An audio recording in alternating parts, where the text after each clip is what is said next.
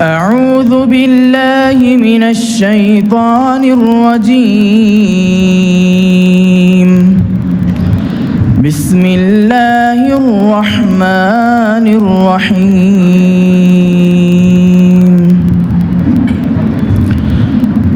ولقد آتينا موسى الكتاب فلا تكن في مرية من لقائه وجعلناه هدى لبني إسرائيل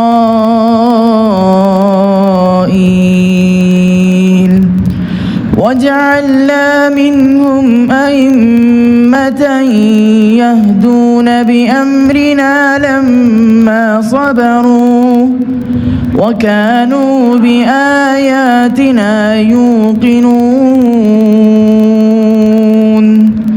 إن ربك هو يفصل بينهم يوم القيامة فيما كانوا فيه يختلفون. أولم يهد لهم كم أهلكنا من قبلهم من القرون يمشون في مساكنهم إن في ذلك لآيات أفلا يسمعون. أولم يروا أنا نسوق الماء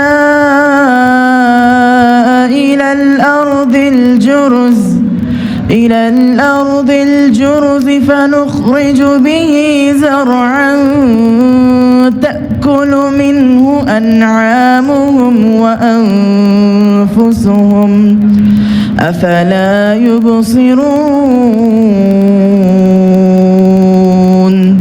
ويقولون متى هذا الفتح إن كنتم صادقين.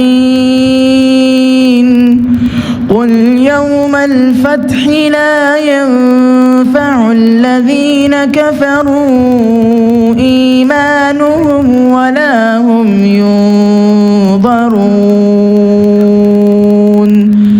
فأعرض عنهم وانتظر إنهم منتظرون. والسلام عليكم ورحمة الله وبركاته.